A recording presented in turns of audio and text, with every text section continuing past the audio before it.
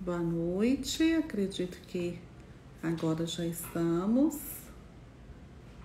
Já a gente está começando a nossa live. Boa noite a todos.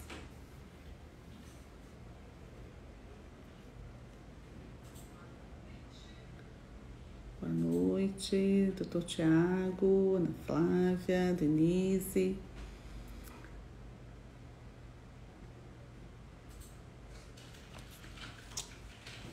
Vamos só aguardar um pouquinho, já nós estamos esperando aqui a doutora Natália. Então, vou agradecendo aqui a todos.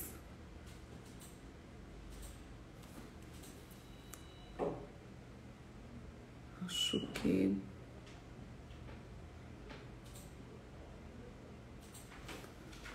doutora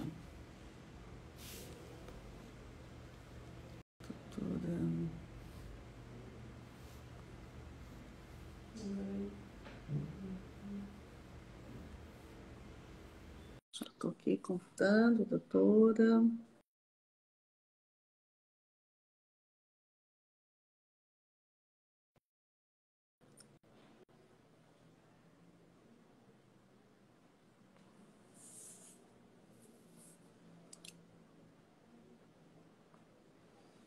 Vamos aguardar mais um pouquinho. Já está aí dentro do previsto.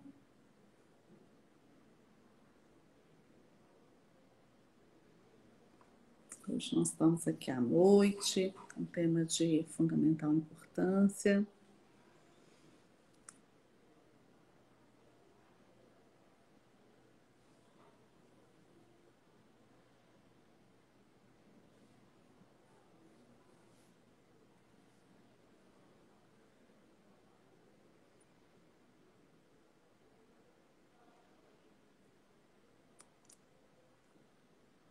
A doutora Natália não está conseguindo entrar.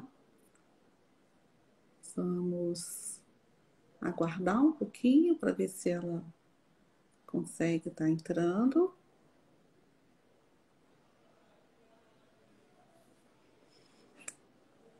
Rafael, Pedro, tudo Beatriz também. Doutora Lorena, muito obrigada. Doutora Jéssica também.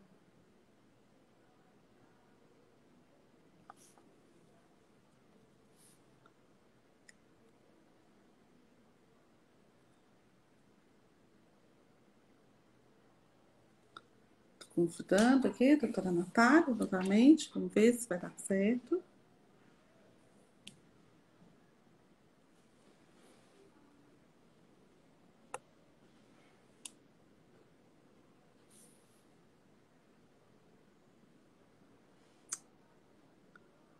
Vamos ver, boa noite. Vamos aguardar mais um pouquinho.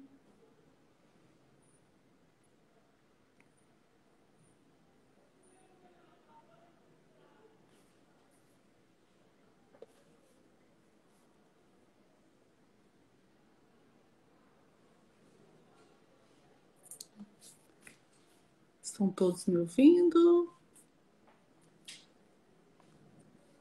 Boa noite, Gleice.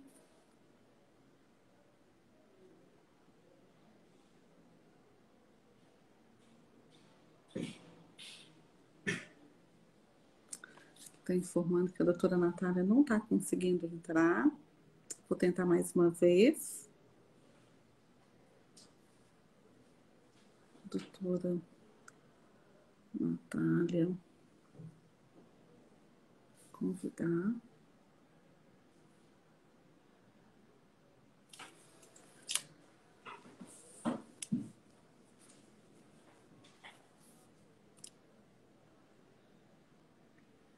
Boa noite, nós estamos tentando aqui a conexão com a doutora Natália. Vamos aguardar só mais um pouquinho.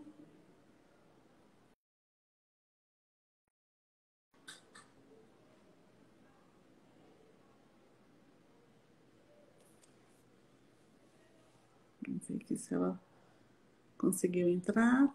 Estou aqui com a chamar Flávio, Pedro, para me auxiliarem, para identificar se ela conseguiu entrar.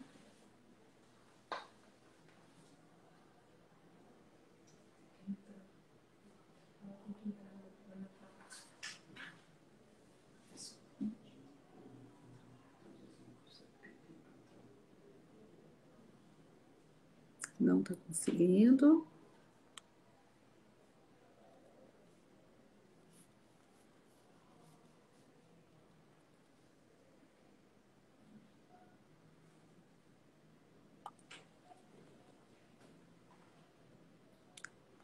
Participar, ver solicitação. Ela participou. Entrar ao vivo com a doutora, acho que agora talvez dê certo, vamos ver. Vamos aguardar um Agora sim. pouquinho. Ah, boa noite. Boa noite. Tudo Boa bem? noite, doutora Natália. É uma honra para a gente, para a faculdade, para a instituição como um todo, recebê-la hoje, nessa noite, para estar Prazer é falando para a meu. gente. Doutora Natália Sadi Mota, né? Ela é formada em medicina, graduada pela Ciências Médicas, também possui pós-graduação em ginecologia, obstetrícia e mastologia, e recebendo, né, esse convite nosso de prontidão, uma honra para a gente. Muito obrigada, doutora Natália, e falar sobre esse tema tão importante, né, para a sociedade. Eu acho que só quem teve algum parente próximo que vivenciou né, esse desafio, ou que também passou por esse desafio, sabe da importância que para a mulher, né, a gente debater esse tema. Então, a gente vai estar falando sobre a prevenção, que é o mais importante, né, neste cenário que a gente está se propondo a falar hoje, né, o diagnóstico e o tratamento, e a gente vai, aos poucos, respondendo às dúvidas das pessoas que estão aqui. Então, de antemão, eu agradeço aí imensamente a sua disponibilidade, viu, e estar conosco. Boa noite, seja bem-vinda. Cristina, muito obrigada mais uma vez, agora agradecendo oficialmente, né, frente a frente, mesmo que virtualmente o convite. É sempre muito bom falar sobre câncer de mama, falar sobre Outubro Rosa. Eu gosto muito desse tema, não é à toa que eu escolhi a parte da mastologia para trabalhar, e hoje em dia é a área com que eu mais trabalho, muito mais, inclusive, do que com a ginecologia e obstetrícia, que eu também sou especialista nessa área. Então, a parte de mama para a gente é realmente uma questão muito importante, é o que eu venho falando ao longo dessa semana, até nas outras atividades de Outubro Rosa que eu já venho tendo, até nos hospitais. O câncer de mama, ele é uma doença tão frequente, tão comum no nosso meio, que é tão importante cada vez mais a gente falar, e eu acho que nunca é clichê, talvez, repetir que o câncer de mama ele tem que ser prevenido, ele tem que ser lembrado. A gente vive numa sociedade que o número de diagnósticos de tumores, de câncer de mama, vem aumentando cada vez mais. Em parte porque a incidência vem aumentando, a gente tem tido mais casos, mas em grande parte porque a gente tem tido um avanço diagnóstico, um avanço de rastreamento que está permitindo com que a gente determine lesões cada vez menores, cada vez mais imperceptíveis, tanto pelo paciente quanto pelo próprio médico, muitas vezes.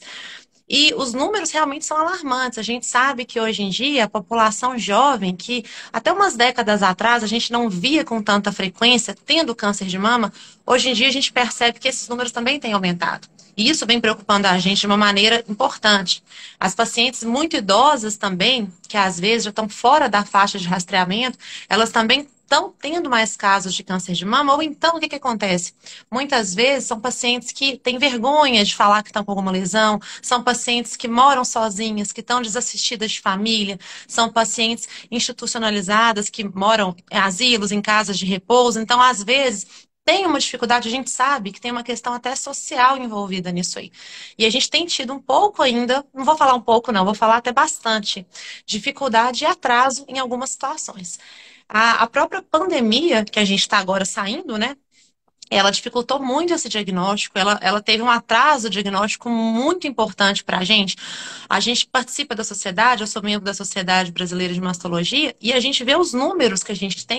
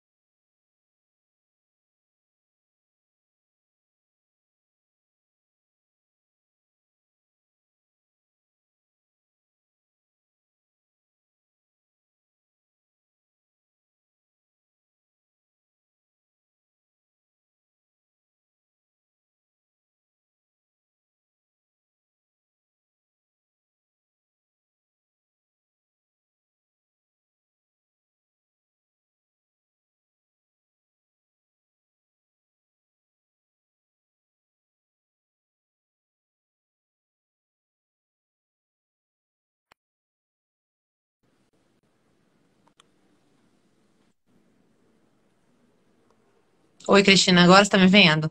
Agora estamos te ouvindo. Era a minha conexão que estava fora. A sua A conexão. sua imagem congelou e eu estava normal aqui falando. Aí Ah, eu falei, deixa eu parar, porque senão, eu percebi que tava dando um probleminha. Até tentei ver aqui. Engraçado que sim. para mim não falhou. Eu cheguei, recebo mensagem normal, estranho. Eu até mandei aqui para ver se eu tentava te mandar no zap aqui. Não, Você estava engraçado. falando, nós ouvimos até a parte da sociedade que você participa, né? Dos números, até essa parte a gente Sim. conseguiu ouvir. Foi onde eu parei um pouquinho depois. A mamografia, os números de mamografia, eles têm caído muito, principalmente com a questão da pandemia. A pandemia fez as pessoas, de maneira geral, terem medo de sair de casa, né? Verdade. Muita gente que estava com o exame atrasado ia fazer durante a pandemia não fez, então atrasou ainda mais. E quem estava com os exames em dia, algumas fizeram os exames de novo, outros não fizeram. Então a gente teve um atraso diagnóstico muito, muito significativo desde 2019, final de 2019, 2020, e repercutiu até esse ano. Eu falo que o ano passado a gente começou a observar até no consultório um retorno gradual das pacientes, mas de acordo com as ondas que a gente vinha tendo de Covid e tudo, a gente teve um decréscimo de novo, uma queda até na procura, na demanda por esses exames. Então, são questões que afetam muito a questão do rastreio e do diagnóstico também para a gente, sabe? Certo, certo. Doutora Natália, essa questão do diagnóstico, né? Quando a gente tem algumas perguntas já para a gente poder ir fazendo, a gente pode Uhum. estar Claro. introduzindo essas perguntas. Quando você tem um diagnóstico, que você faz aquele exame de percentual, né? De genética, que foi o caso da Angelina Jolie, né? Que ela Uhum. teve um resultado e que há então a indicação. Como é que funciona isso, desse diagnóstico e dessa prevenção, que acho que acaba se misturando um pouco, né? Eu estou Sim, prevenindo, mas de uma forma que eu já tenho um diagnóstico que não é de fato a doença, né? Mas é uma sim, predisposição. O que a senhora sim. tem para falar isso para gente?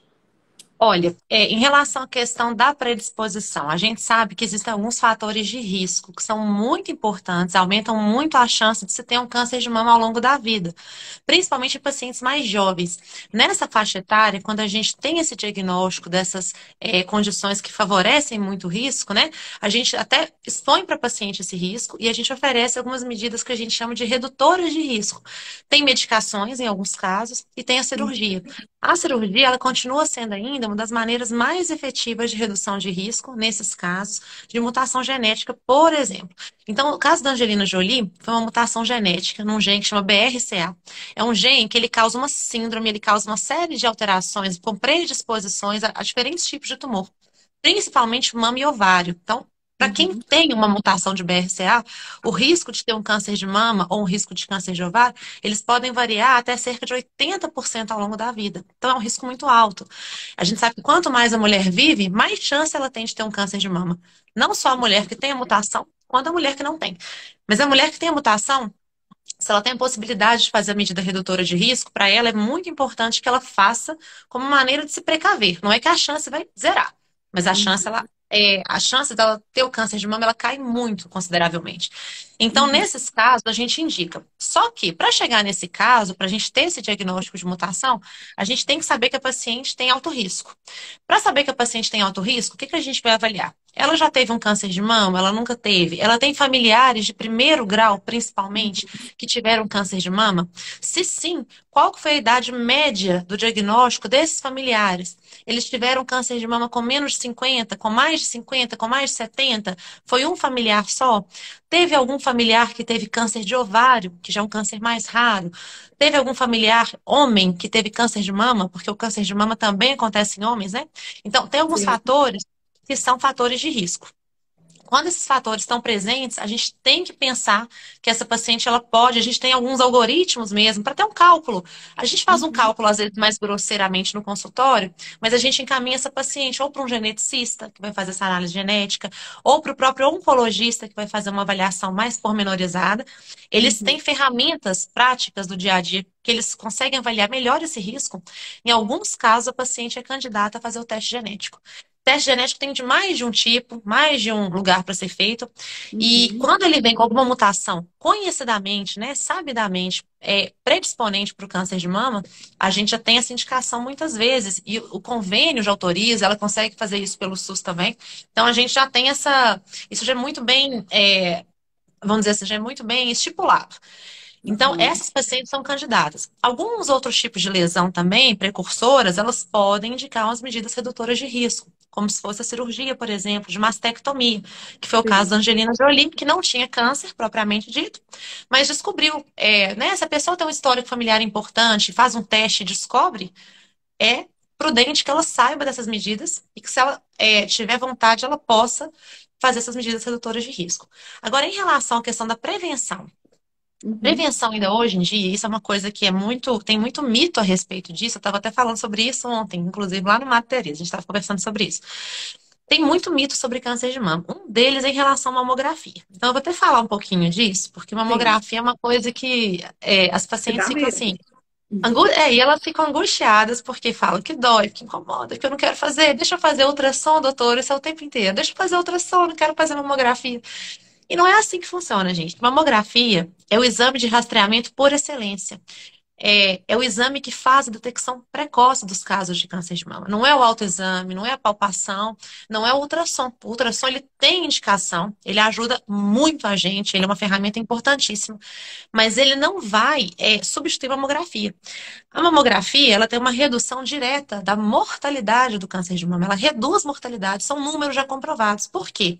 Porque ela ajuda a gente a detectar as lesões bem iniciais, muito pequenas, milimétricas muitas vezes. São lesões não palpáveis. Nem a gente, mastologista com experiência em palpação, a gente muitas vezes não palpa quando está no estágio muito inicial, que são nódulos muito pequenos, calcificações, que são lesões não palpáveis, que só são visualizadas na mamografia, não são visualizadas no ultrassom. Então, isso, a mamografia permite uma detecção, em grande parte das vezes, muito precoce. E a gente sabe que quando a gente faz um diagnóstico de tumores muito iniciais, tumores menores de 1 centímetro, que não tem comprometimento de axila, que são tumores que estão bem restritos ali, bem iniciais, a chance de cura daquela paciente, ela atinge graus de 90 a 95%. Então, é uma taxa muito alta de cura. Esses Uhum. números não são, né? Não sou eu que estou falando, não é meu colega que está falando, são números já estatísticos. A gente já tem esses dados de anos de bibliografia. Então, o câncer de mama, ele é curável, sim, em grande parte dos casos, sim, desde que diagnosticado em estágios iniciais, para a gente ter essa chance alta de cura. Se for em estágios mais tardios, a gente já tem um prejuízo, a gente já tem uma dificuldade maior para tratar. Não quer dizer que não possa ser curado, mas a chance de cura já cai consideravelmente e às vezes a gente faz um controle. É uma doença que às vezes pode voltar com mais frequência, ou que no diagnóstico já pode ter atingido outros órgãos além da mama, pode ter ido para a axila, ou da axila ela pode ir por drenagem linfática, ou pelo sangue para outros órgãos do corpo. Então, o câncer de mama ele é uma doença totalmente heterogênea, ele não é uma doença única. Ele tem várias características diferentes, ele tem várias características Sim. diferentes que tornam ele muito particular. Por isso que o tratamento, ele não é único, ele tem que ser individualizado. O É. tratamento que a gente tem hoje em dia, ele passa por várias questões. Da cirurgia, né? Passa pela quimioterapia, muitas vezes, passa pela hormonioterapia, que é um tipo de medicação que a paciente ingere, toma, comprimido mesmo, para certos tipos de tumor. E ele passa também pela radioterapia. Isso aí não é toda paciente que vai fazer tudo. Tem paciente que vai só operar, tem paciente que vai operar e fazer rádio. Tem paciente que vai fazer primeiro, antes da cirurgia, a quimioterapia para poder Uhum. reduzir esse tumor, para poder tratar essa doença que está um pouquinho mais avançada, talvez em alguns casos, e no segundo momento fazer a cirurgia. Então a gente tem uma série de fatores que a gente leva em consideração. E isso não é só o mastologista. A gente sempre faz uma análise conjunta da mastologia com a oncologia, com a radioterapia. E sempre, sempre, todo 100% dos casos, o tratamento ele é individualizado. A gente tem várias medicações hoje em dia, tem muito avanço no tratamento de quimioterapia. A radioterapia já avançou demais também. E as técnicas de cirurgia, que são a área que a gente mais mexe, né? As Uhum. técnicas de cirurgia, elas são técnicas hoje em dia que são muito mais conservadoras. A gente hoje em dia não indica cirurgia muito agressiva mais, a não ser em casos muito específicos. Muitas vezes a paciente vai fazer um tratamento conservador. O que que é isso? Ela vai tirar o tumor com uma margem de segurança ao redor daquele tumor, para a gente assegurar que ele foi todo embora e que não ficou célula residual ali. Ela vai, Uhum, às vezes, fazer um tratamento local na axila, em muitos casos precisa, pelo tipo de doença mesmo, mas ela não vai ter que tirar a mama, ela não vai ficar com defeito grande na mama. A gente não faz aquelas cirurgias mutiladoras mais, isso é muito raro, tá? E a gente faz mastectomia também, que é a retirada da mama por inteiro. Em alguns casos tem que ser feita. uhum, Mas sempre que a gente faz, e sempre que for possível, a gente faz a reconstrução da mama na mesma cirurgia. Então, a gente usa prótese de silicone, a gente reconstrói, a paciente entra, ela faz a cirurgia de tratamento oncológico e ela já sai com a reconstrução, com a prótese. Ou se não for prótese, a gente usa retalhos da própria mama, tecido mamário, para fazer uma remodelagem da mama. A gente tem essa formação para fazer isso. Então, a gente faz isso também em grande parte das pacientes. Então, hoje em dia, a gente tem tido muitos avanços nessa área também, sabe? Não é aquela coisa, a paciente não está fadada a uma mama defeituosa, a um tratamento que vai ser sem sucesso. Isso hoje tem muito avanço já. Igual eu falei, tem casos e casos, tem casos que são mais agressivos, que às vezes, no primeiro momento, a gente não pode realmente, assim, oferecer talvez todo aquele arsenal para a paciente logo de cara. Porque às vezes é, ela vai ter um quadro que inspira mais cuidado, que vai ter que fazer uma radioterapia primeiro, para depois reconstruir. Mas a paciente com câncer, isso é importante falar também, ela tem direito por lei, isso é assegurado por lei, tanto no SUS quanto fora do SUS, no particular, nos convênios, a poder fazer a reconstrução de mama a qualquer momento. ah, Então, ela teve o diagnóstico hoje, se eu quiser reconstruir legal. amanhã, eu reconstruo, se ela puder. Sim. Se ela não quiser agora e quiser amadurecer a ideia, não tem problema. Daqui a Uhum, 5, 10 anos, ela pode reconstruir. Entendeu? Então, isso é ótimo. assegurado por lei. A paciente tem, isso é muito respeitado. Eu trabalho no SUS, eu trabalho no sistema de saúde privado, ninguém desrespeita isso, sabe? A gente tem as questões do SUS que às vezes atrasam um pouco, mas a gente sempre consegue isso e a paciente não tem maiores problemas com isso. Eu acho que você tinha me perguntado uma outra coisa, mas eu falo tanto que eu me perdi aqui no meio. Não, Era eu do. já estou com Era o muitas rastreamento. perguntas aqui, doutora. Na verdade, Pode assim, é ser. uma informação muito importante, né? De que a mulher, ela tem o direito legal de ter a mama reconstruída, né? Porque Sim, isso é a autoestima dela, né? Com certeza, a autoestima da mulher, ela fica muito abalada com a perda, balada. seja parcial ou total, né? Em determinados casos. Então, é importante a gente ter divulgar isso para as pessoas, né? Sim, sim, com Em certeza. relação a isso. Você tinha falado, doutora Natália, sobre o exame de mamografia, que realmente ele é doloroso, é, fisicamente e mentalmente, porque toda vez que a gente vai, a gente fala o que que me aguarda, né, desse resultado, desse Sim. exame. Eu acho que não tem nenhuma mulher que não fique com essa preocupação, Puxada. né, essa Uhum. angústia do coração. Todas nós passamos por isso, mas qual que é a idade que deve começar a fazer esses exames de mamografia? Uhum. Isso é super importante também. A gente tem duas classificações. A gente tem o Ministério da Saúde, que fala uma coisa, que é o que a gente vê no SUS. Mas aí eu vou falar um pouquinho depois. Ó, o Ministério da Saúde, se for um paciente que use o SUS, eles vão preconizar mamografia a partir dos 50 anos de idade, tá? E essa mamografia não seria anual, seria a cada 2 anos na ausência de alterações. Isso não é o indicado, não é o recomendado. A Sociedade de Mastologia não recomenda isso. Então, o que que a gente tem que fazer? O ideal, até pela questão da faixa etária que mais tem câncer, realmente, dos 50 aos 60, a taxa é muito alta. Talvez seja uma das taxas mais altas. Mas Uhum. abaixo dos 50, entre 40 e 50, a gente já tem uma taxa considerável de câncer de mama.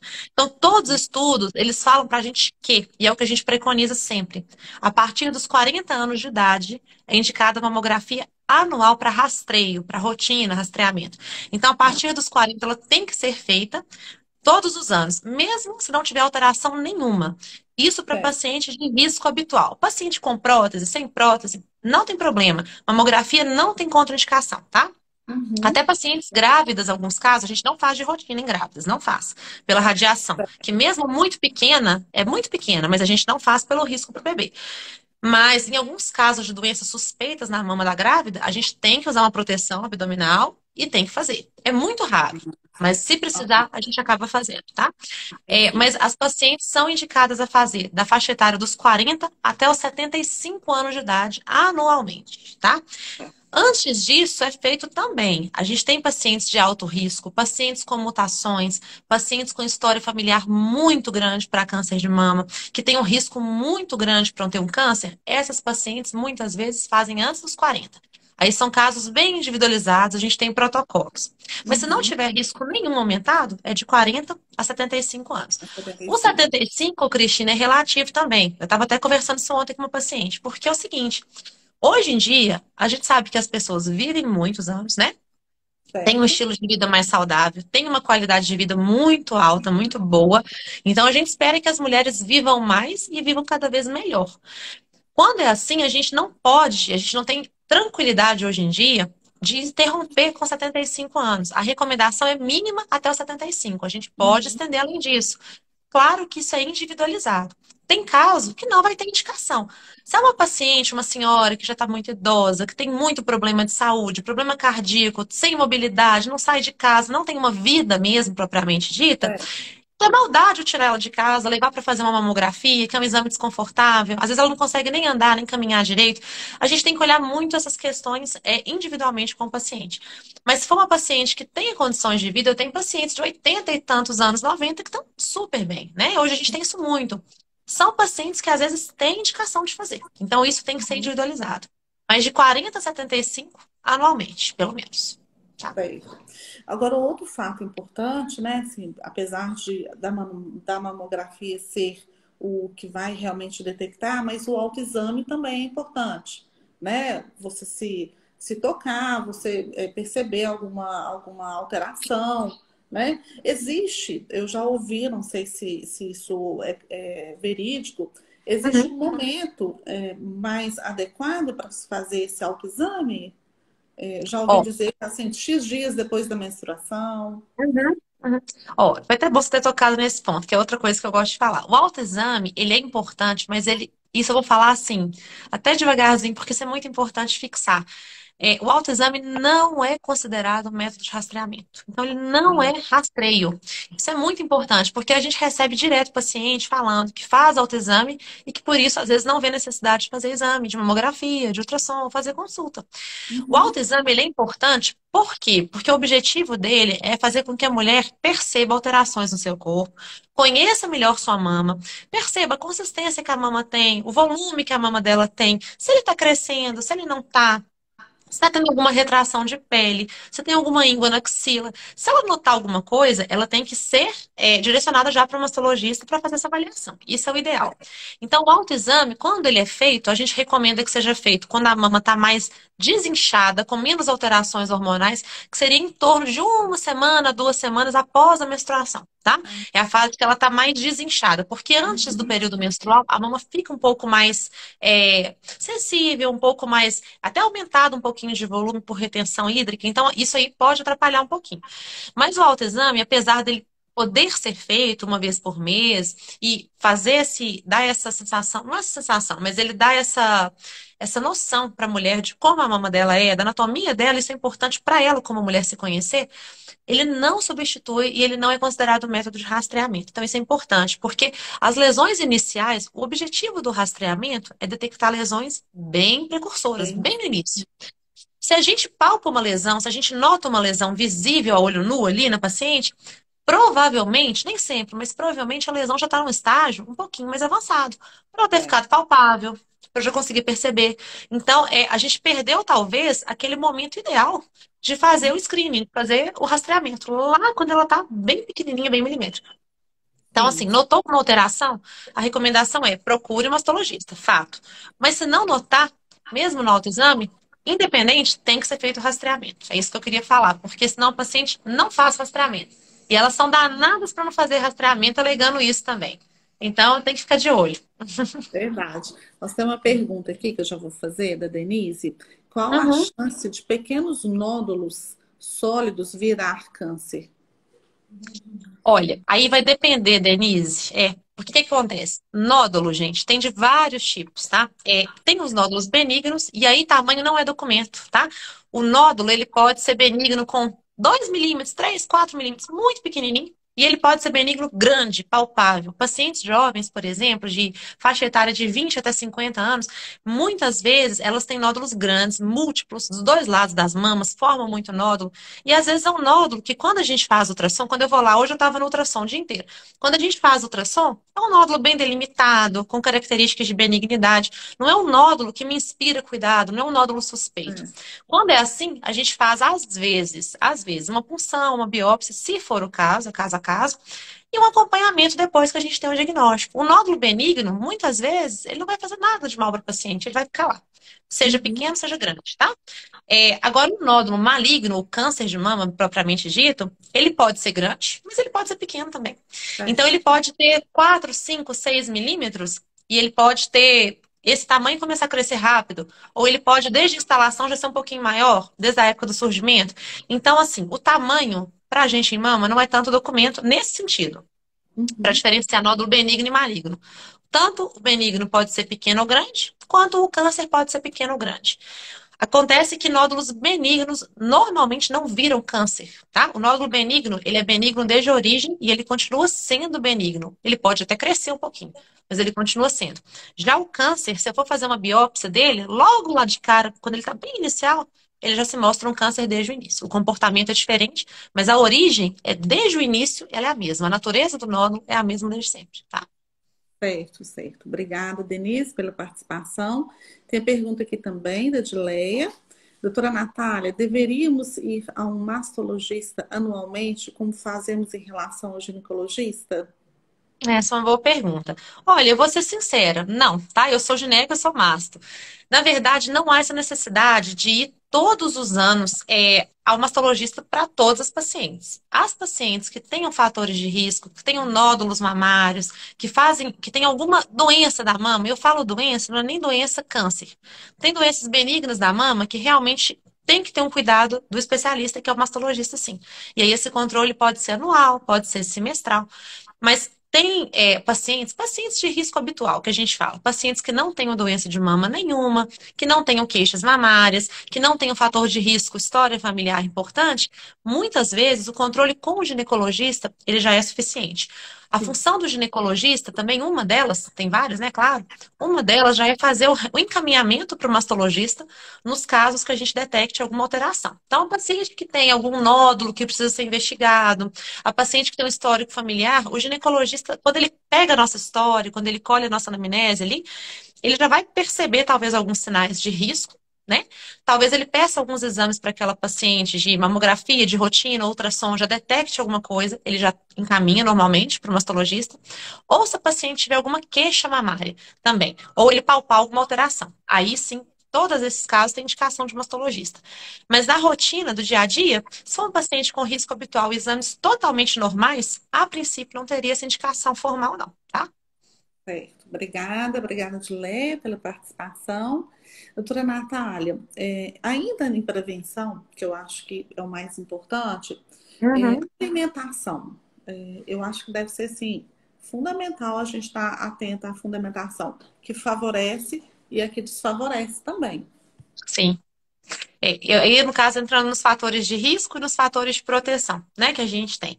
Uhum. Então, assim, a gente tem vários fatores que são considerados de risco e vários fatores que são considerados de proteção. Os fatores de risco que a gente tem principalmente, esses valem para a mama e tem alguns que valem para outras doenças também. Fator de risco, tabagismo, então a paciente que fuma. E aí lembrando, gente, homens e mulheres, porque homens têm câncer de mama também, numa taxa muito menor do que a das mulheres, é muito mais raro, mas acontece. A gente estima que para cada 10 casos de câncer, 9 sejam em mulheres e um só nos homens, tá? Mas assim, o homem não faz rastreio, ele não faz rastreamento, então ele tem que ficar atento aos sinais mesmo, que depois eu vou até falar um pouquinho dos sinais e Tá. sintomas, que eu acho que é outra coisa importante. Mas o fator de risco, então. Fumar é um fator de risco. Bebida Uhum. alcoólica é um fator de risco. Não é que não possa beber, mas a bebida alcoólica com frequência é um fator de risco já. A gente tem estudo provando isso. O sedentarismo é outro fator de risco muito importante. Sobrepeso, e está tudo ligado. Sobrepeso e obesidade são fatores de risco. Quanto mais gordura na região abdominal uma pessoa tem, maior o risco dos hormônios que predispõem ao câncer estar em níveis aumentados, e isso pode favorecer o surgimento do câncer. Então, isso é um fator de risco altíssimo que a gente tem.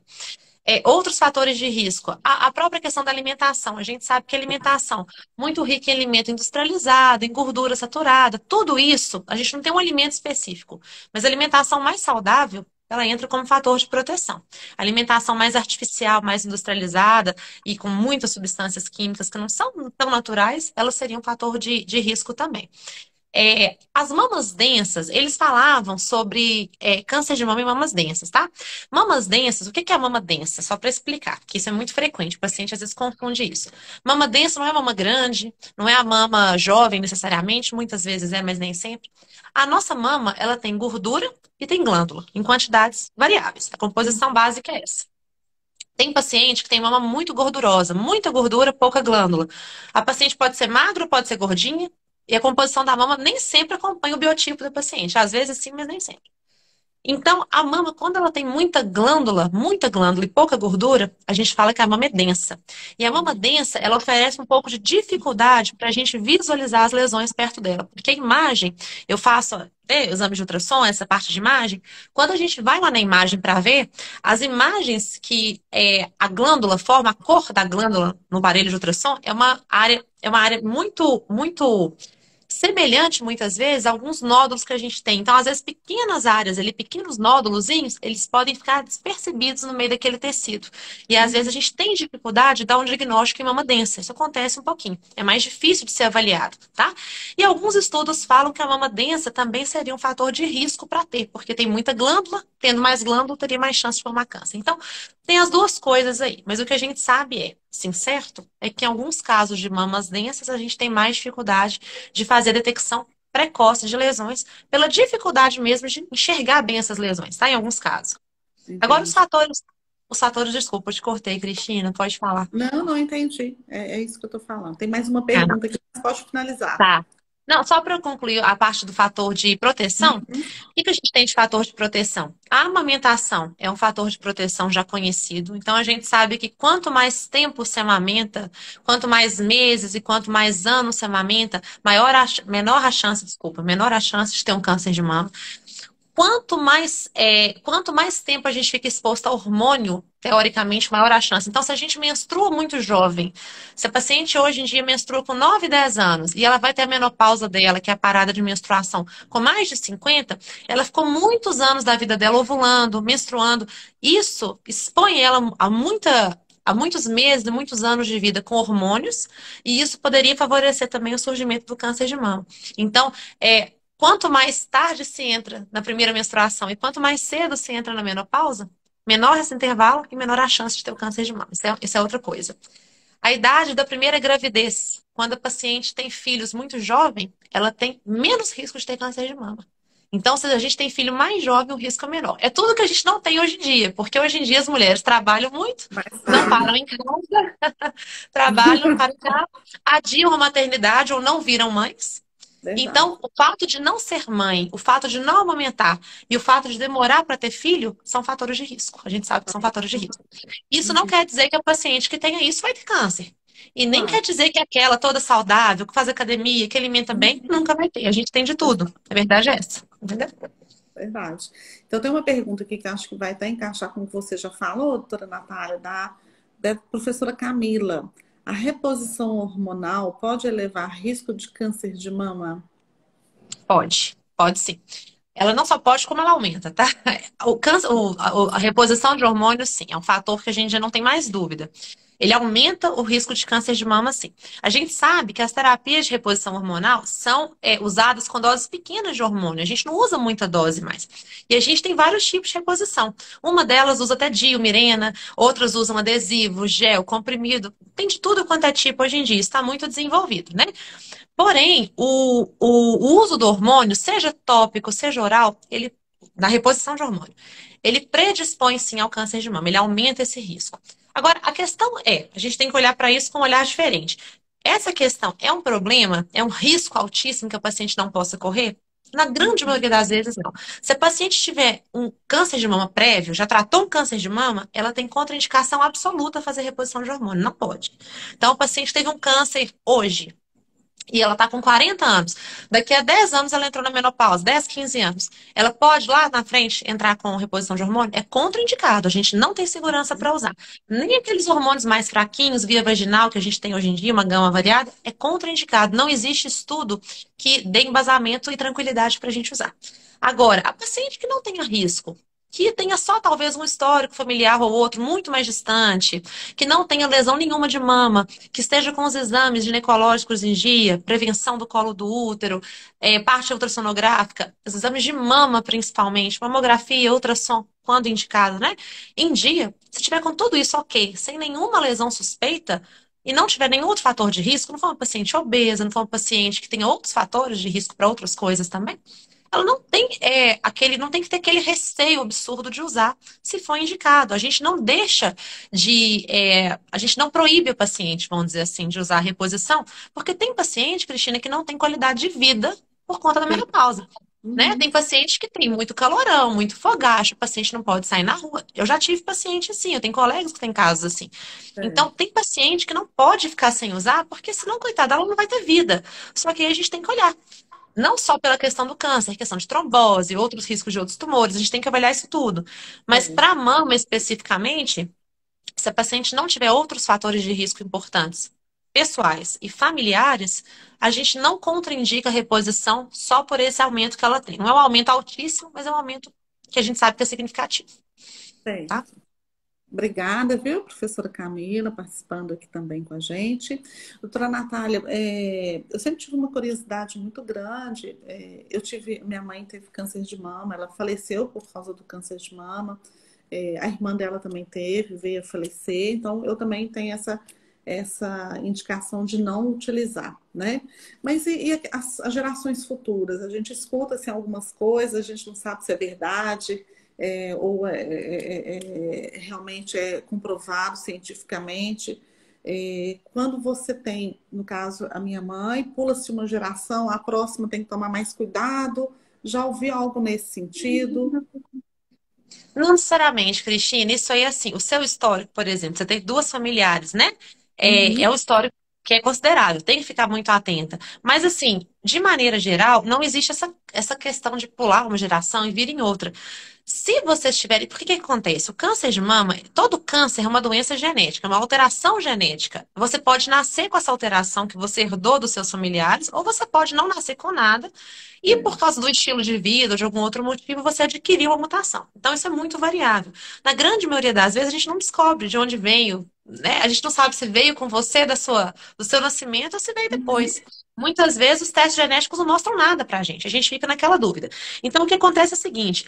Se for uma doença comprovadamente hereditária, que passou de geração a geração, dependendo do tipo de doença, se for uma mutação de BRCA, igual da Angelina Jolie, ela pode Uhum. passar de geração para geração mesmo. O risco ele não aumenta ou diminui, é um risco quase que estático, a não ser que. Claro que aí vai entrar um pouco na genética, mas tem doenças que, assim, vão dar mais, por exemplo, em homens, mais em mulheres, porque são genes que Uhum. dão mais em homem. Isso é relativo, mas para a BRCA, de maneira geral, homens e mulheres podem ter isso aí, tá?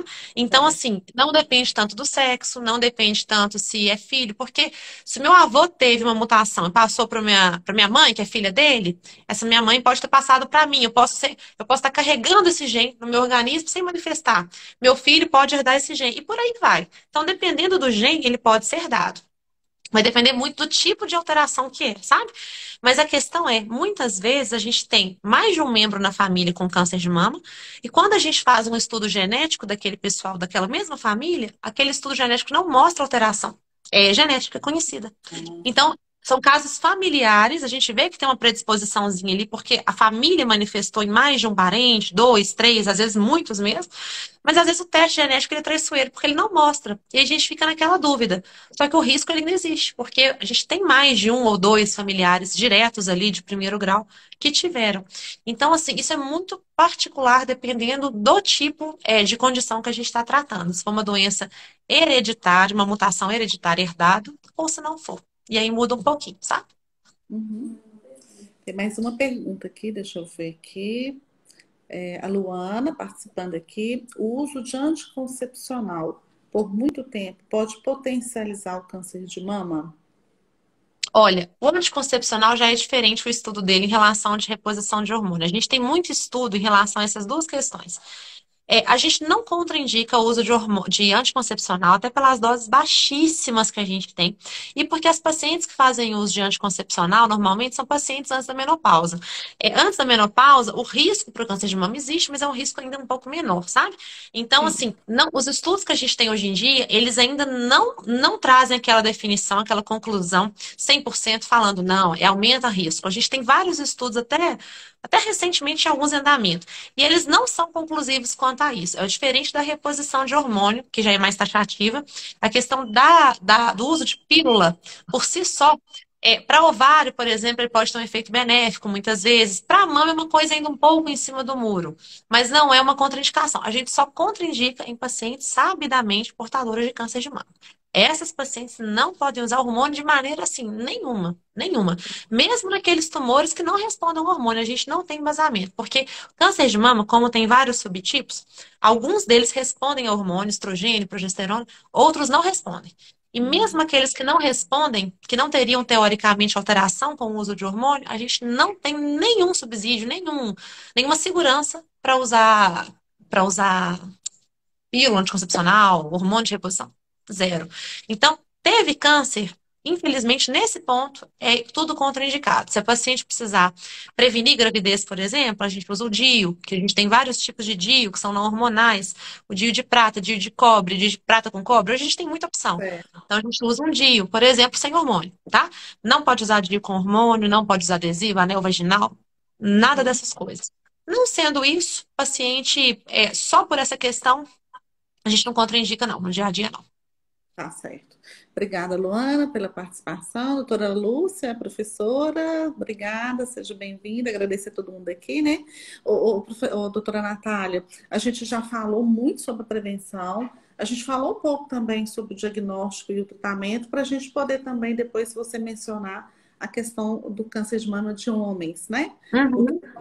acho que o Instagram tem um tempo aí para poder estar no ar, Tem, mas acho já que tem. já a gente foi Sim. rendendo, né? A gente foi Uhum. envolvendo com um assunto que é tão importante. Eu, particularmente, sempre busco informações e gosto de estar divulgando, esclarecendo e vendo o que tem de novo, né? Porque é uma situação que a gente vivenciou dentro da Sim, família e isso mexe muito com a gente. com Então, certeza. sobre o diagnóstico, tem mais alguma coisa para acrescentar? Eu acho que só falar rapidamente dos sinais e sintomas, que eu acho que isso é importante. E a gente não falou ainda. Os Sim, sinais e sintomas mais típicos, que são para homens e para mulheres, tá? Do mesmo jeito. certo. Primeiro, o nódulo de mama, que é um carocinho na mama, pode ser pequeno, pode ser grande, pode surgir em qualquer área da mama, desde perto do mamilo até a área mais lateral, indo já para a axila. Íngua nas axilas, muitas vezes pode ser um sinal de alteração, tá? De câncer, inclusive, mas pode ser uma doença benigna. Nada disso é 100% câncer, mas Uhum. são sinais que a gente tem que ficar atento. Ínguas que surgem nas axilas de um lado, principalmente só de um lado, mas se for dos dois também. Saída de secreção líquido pelo mamilo, pelo bico do peito. Isso é importantíssimo ficar atenta. O Aham. paciente não tem que apertar, tá? Tem paciente que aperta o mamilo. Não precisa ficar apertando. Mas se Uhum. notar que sujou, que está saindo espontaneamente alguma secreção, principalmente com sangue, tem que procurar atendimento também, não pode esperar. Se tiver mudança de cor da pele, a pele que fica mais avermelhada, mais espessada, com aspecto, aquele aspecto que a gente fala de casca de laranja, aquela pele mais espessa com aqueles furinhos, com aquelas reentrâncias. Então, essa pele tem que ficar muito atento. Pode ser desde uma mastite, que é uma infecção da mama com inflamação, até um quadro de tumor mais avançado, tá? Outra coisa que eu ia falar, descamação. Pele que descama, não a mama, mas a pele principalmente central, da areola e do mamilo. O mamilo, às vezes, que muda de cor, fica uma área mais acinzentada ou mais rosada, começa a descamar sem coceira mesmo. Pode ser um sinal de uma doença de mama, que é um câncer de mama um pouco mais inicial, mas ele se manifesta dessa maneira. A gente tem uma entidade que é desse jeito. A gente pode ter, que mais que eu não falei? Outra coisa, mamilo retraído. Mamilo invertido, que é aquele mamilo para Perfeito. dentro. é muito frequente. Tem muita mulher que tem, desde sempre. Quando ele já está presente desde sempre, ele não assusta a gente em nada. Mas quando o mamilo que era protuso para fora, de repente começa a retrair, ao longo de algumas semanas ou meses, ele começa a repuxar para dentro, é um sinal de alerta. Esse é um sinal de alerta clássico, tem que ficar atento, tá? Isso pode acontecer. E a pele também da mama, quando a pele está retraindo, repuxando, como se tivesse alguma coisa lá dentro da mama, puxando a pele para dentro. Essas retrações tem que ficar atentas, porque às vezes a gente não palpa nada, mas uma retração pode realmente ser sinal de um tumor de mama ali, que está começando a dar essas alterações. Então tem que ficar muito atento com isso, muito atento. É, é. Essas super informações importantíssimas que eu também não tinha essa Uhum. percepção, né, É, dessas dicas para a gente poder ficar atenta. Muito bom, sim, Dani, sim. parabéns, né? Porque é isso E, aí que entra a questão do autoexame. Porque o autoexame, nessa hora, a paciente notar, ela está atenta, não é o rastreio, mas pode chamar atenção. A paciente que tem menos de 40 anos, que note uma alteração dessas, ela não vai fazer mamografia tão cedo, porque ela tem menos de 40. Mas se ela nota, ela pode procurar o médico. E hoje em dia, a gente tem muita paciente com menos de 40 com câncer de mama. Eu já tive paciente com 26 anos, já tive paciente com 27. Eu tenho vários pacientes entre 35 e 40 anos, vários. Então, assim, a gente pega, infelizmente, né? verdade, verdade. E aí a gente então pode passar para o tratamento, né, Uhum. doutora? Em relação ao tratamento, sabemos que é puxado, né? Sabemos que não é fácil. A grande maioria tem reações e a gente fica assustado. O que a senhora pode estar falando assim para contribuir que as pessoas também não fiquem com esse medo, né? Que Uhum. tem cura, que é Sim, possível, né? sim. Olha, igual eu tinha falado um pouco antes, o tratamento para o câncer de mama, ele vem avançando cada vez mais. Eu não vou falar que é um tratamento simples, não é um tratamento simples. Eu tô com algumas pacientes minhas aqui, que eu tô vendo aqui na live, gente, até mandar um abraço para elas, fico feliz que vocês Ah, estejam aqui, obrigada pelo carinho, tô vendo, não consegui acompanhar quase mensagem nenhuma, tem eu sou meio muitos devagar.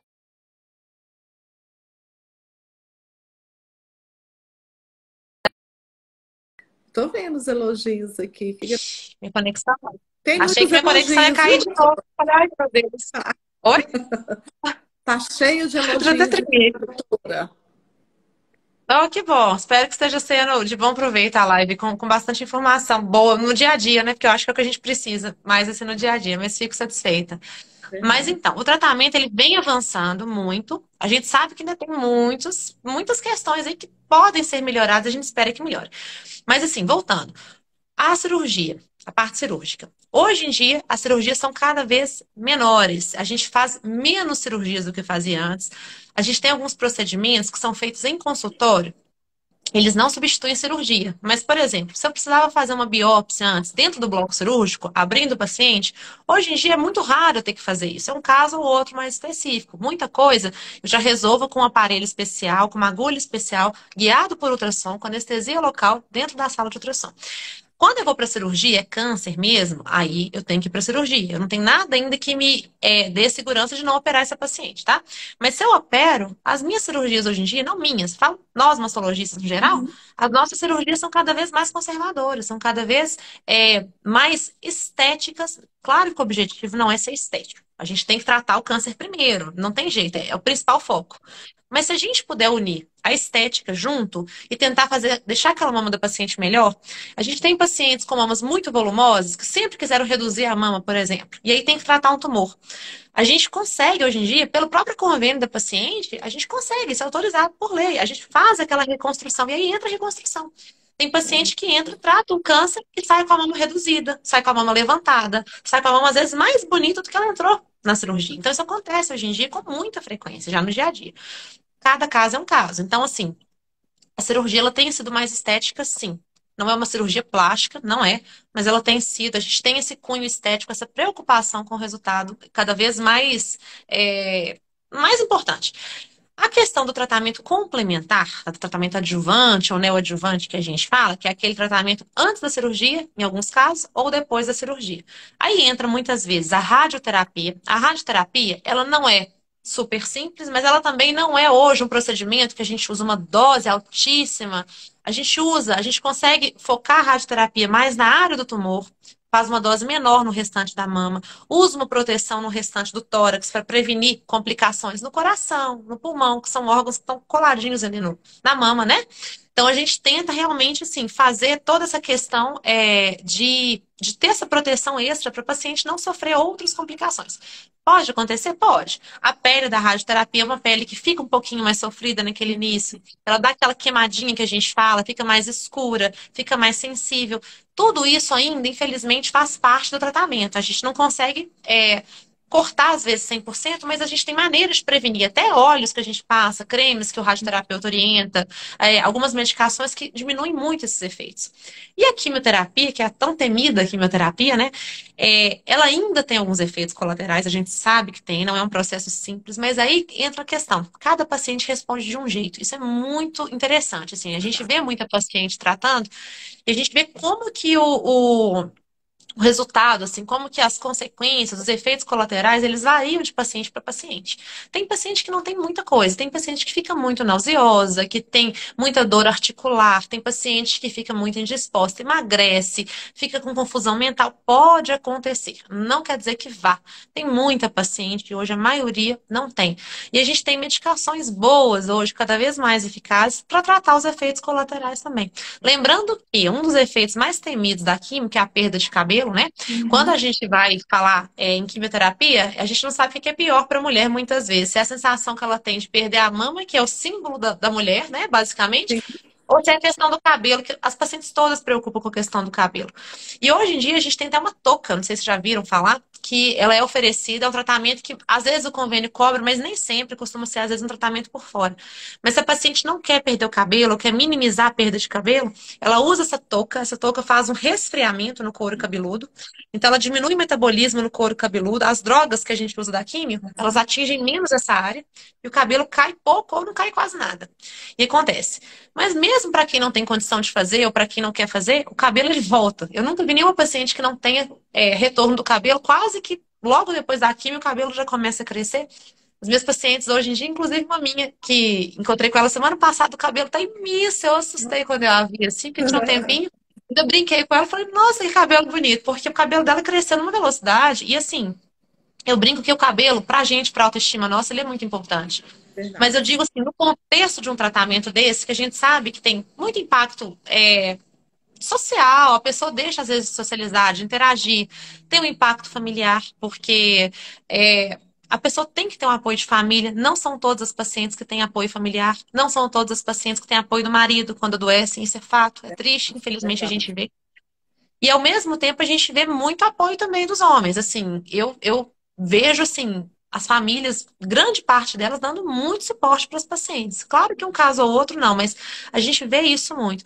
E as pacientes, é engraçado, as pacientes saem, apesar de ser um tratamento que tem muitas etapas, tem um controle, um acompanhamento a longo prazo, elas vão continuar voltando comigo. Eu brinco que elas vão enjoar de me ver, porque vão me ver muito ainda. E aí, o oncologista, elas têm as visitas frequentes, realização de exames de rotina que tem que ser frequentes, né? A radioterapia dura pouco tempo, dura no máximo um mês normalmente para ser feita, na grande maioria dos casos.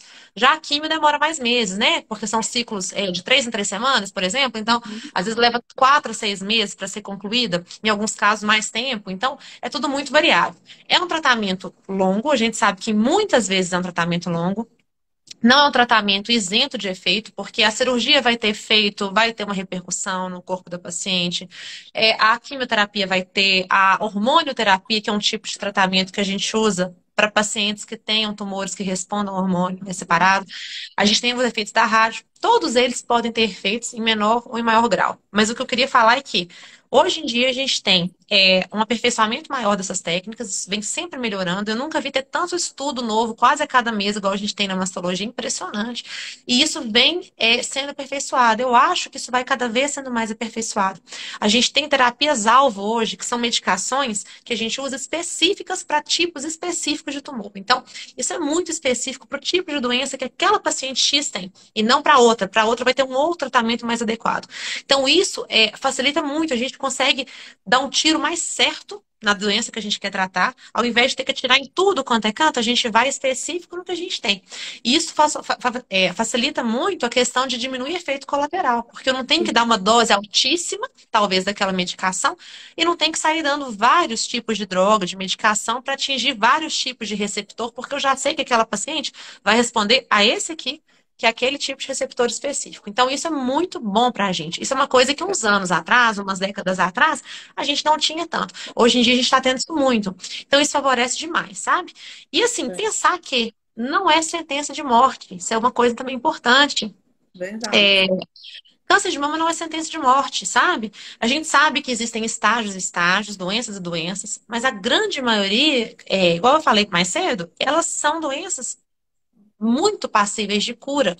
Por isso que a gente tem que lembrar disso e pensar que os exames, e aí por isso que eu bato na tecla da mamografia sempre, porque não dá pra gente falar de mama sem falar de mamografia. Verdade. Mamografia ainda é um dos exames mais importantes pra gente quando a gente pensa em rastreio, quando a gente pensa em diminuir câncer de mama, diminuir mortalidade por câncer de mama, diminuir chance do tumor voltar. Pode acontecer de voltar, até em estágios iniciais, às vezes acontece, tá? Mas se a gente faz um acompanhamento certinho, nos intervalos certos, não atrasa os exames, a gente tem, assim, uma chance de sucesso altíssima, que é o que a gente vê em grande parte das pacientes que a gente tem curadas, que estão super bem Uhum. vivendo a vida, viajando, trabalhando, fazendo exercício físico, tendo uma vida normal, que é o que a gente quer para os pacientes mesmo, né? Verdade. Essas informações são tão importantes, né, doutora Natália? Eu estou vendo aqui a Tereza, ela manifestou aqui que perdeu ontem mais uma amiga, comadre, para o câncer. Ela abandonou o tratamento em 2019. É. E Isso é muito lamento, viu, triste, Tereza? É muito triste, infelizmente. É, né? isso é muito triste. Infelizmente, a gente vê ainda hoje pacientes que às vezes têm essa questão, às vezes até por falta de apoio, acho que elas se sentem também muito sozinhas, ou então acham que não vão chegar a lugar nenhum. Tem paciente, hoje em dia até menos do que a gente via, mas assim, tem pacientes que acabam às vezes não levando o tratamento até o final, pacientes que somem muito tempo do consultório, quando vai ver, voltou com um ano e meio de atraso, às vezes já voltou com uma doença que voltou maior, às vezes com metástase, que é o risco maior, porque o câncer de mama propriamente dito, a doença, quando ela está localizada na mama, ela raramente vai matar uma pessoa, raramente. O risco é ela ficar ali sem tratamento e ela enviar células, metástases, para outras áreas do corpo. E aí ela vai começar a dar uma série de repercussões. Então é isso que a gente tem que tomar cuidado, assim. O cuidado, ele é basicamente esse.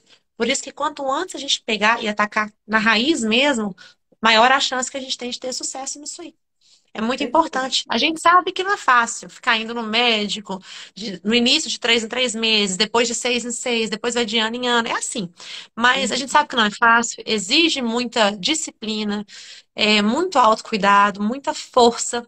Eu acho que força não é força física, é força espiritual mesmo, força mental, assim, é aquela questão da pessoa focar que ela vai ficar curada, que ela vai ter um tratamento que não vai ser fácil muitas vezes, em alguns momentos não é fácil mesmo, a gente sabe que não é, e a gente não pode falar que é, porque é um diagnóstico, Cristina, que ninguém quer, eu não quero dar como médica, e eu dou o tempo inteiro.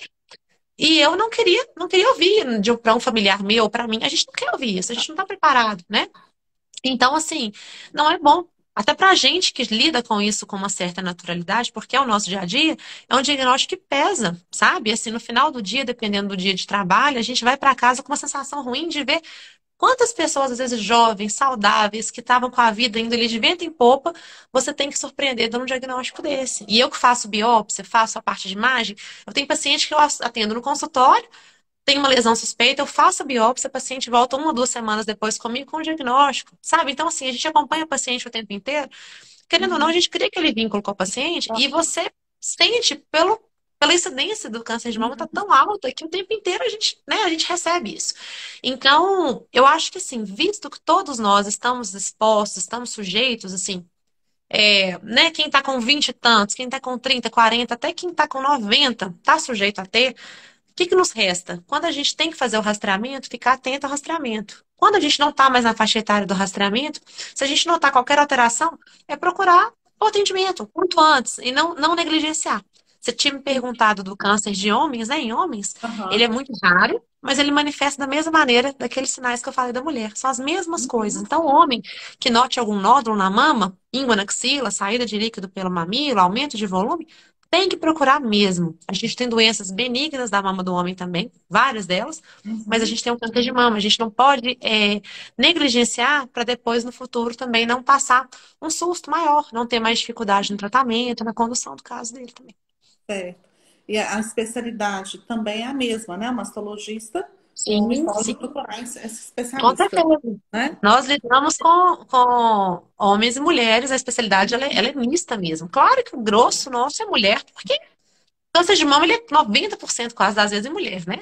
Mas assim, os homens têm também, e os homens têm outras doenças de mama, igual eu falei, por exemplo, a ginecomastia, que é uma doença benigna, que aumenta a mama, pode dar um nódulo, pode dar dor. Tudo isso é importante. A dor, ela muitas vezes não está relacionada ao câncer. Ela pode estar, mas é mais raro. A paciente que sente dor, muito raramente ela tem um câncer só pela questão da dor, sabe? Mas a Tá. gente sempre tem que investigar para descartar, porque o câncer de Uhum. mama não dói normalmente. Não é uma coisa frequente da gente observar, não. Normalmente Aham. são lesões sem dor, sabe? Mas pode acontecer em alguns casos de ter um pouco de sensibilidade, sim, de ter um pouco de dor. O que eu Uhum. falo é, na dúvida, surgiu alguma alteração? Chamou Ex- atenção? Procura. Porque não tem uhum. dúvida, aí a gente esclarece, entendeu? É a melhor coisa. Exato. Olha, acho que nós já estamos chegando, né, no final, nós já estamos aqui a 1 hora de bate-papo. Acho que a gente já, né, respondeu todas as perguntas. Então, eu vou agradecer, doutora Natália. Eu sigo você no seu Instagram, eu vejo o seu trabalho. Você é uma pessoa iluminada, né? Você é um ser Obrigada. humano, eu vejo como um ser humano completo, né? Então, assim, Obrigada. convido as pessoas para te seguirem. Eu vejo o quanto você é competente, tá? Então, eu Obrigada. estou agradecendo em nome da faculdade a sua participação.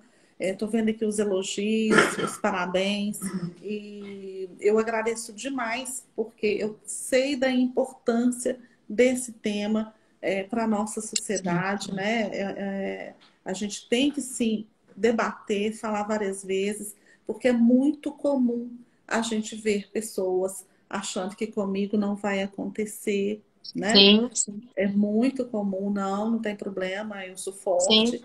E a gente tem que realmente buscar ajuda, né, em qualquer desses sinais que hoje você falou brilhantemente para gente, qualquer um desses sinais, buscar ajuda, porque quanto mais cedo a gente detectar para o Melhor. paciente é muito melhor. Com Muito certeza. obrigada, muito obrigada. Você será sempre bem-vinda. Eu Espero que a gente agradeço. ter outras oportunidades, Com viu? certeza, eu agradeço muito o convite. Foi um prazer para mim falar ainda mais para você e para o pessoal da faculdade. Eu estou à disposição, quem quiser acompanhar lá no Instagram, quem quiser tirar alguma dúvida, quiser mandar, estou à disposição. Só para falar também para o pessoal, se alguém quiser, tiver alguma demanda de mama, quiser me procurar também, eu estou lá no Madre Teresa, eu atendo lá no Madre Teresa, no hospital, no consultório, na parte de imagem, e atendo na Rede Mama, também a parte de mama. Hoje em dia são os dois lugares que eu tô. A Rede Mama é ali na região hospitalar. Qualquer coisa pode me mandar que eu mando aqui também, mas acho que tem na minha página também, precisando, eu estou à disposição. E eu queria agradecer a iniciativa de vocês terem feito essa live, que eu acho que isso é super importante. É um assunto muito recorrente, muito importante, não só nesse mês, mas sempre. E, por último, mas não menos importante, agradecer meus pacientes que estão aí também, porque eu tô vendo, agora eu tô vendo várias aqui. Agora eu tô Olha, vendo, gente, muito obrigada pelo carinho e, né, assim, meus pacientes são, eu tenho meus pacientes muito, muito especiais, muito fofos que me acompanham em tudo, acompanham as coisas que a gente posta enfim, nos eventos de Outubro Rosa, até com a parte da música, o pessoal tá acompanhando, então, assim, eu vi. pois é, pois é. Então tem esse lado meu que eu não tenho muito tempo para dormir, não, mas pro resto até que eu tenho, sabe? Eu vou tentar me encaixar. Então, Brilhantemente. obrigada. Tereza, Obrigada. tô de parabéns, eu te falei isso Obrigada. pessoalmente. Obrigada. O seu trabalho é Obrigada. maravilhoso, fico muito feliz de estar aqui conosco. Vou Obrigada. agradecer também a todos que participaram, que fizeram perguntas, estão aqui com os elogios, e qualquer coisa realmente pode estar te seguindo e fazendo aí também Claro, esse contato com você. Muito obrigada, estou à fique com disposição. Deus, Obrigada a forte vocês. abraço, um beijo, Obrigada, gente. Um beijo. Boa noite a todos. Obrigada. boa Até noite. mais. E aí, como é que eu vou fazer pedir? Você não tem pedidos? Boa noite. E aí, como é que a gente faz para salvar? Pera lá. Oi? Ah, tinha pergunta aqui, ó. Como é que a gente faz para... Agora nós vamos fechar aqui. Como é que a gente faz para a gente salvar? Acho que eu saio aqui, não é isso? Tem certeza que eu devo encerrar ao vivo? Encerrar agora.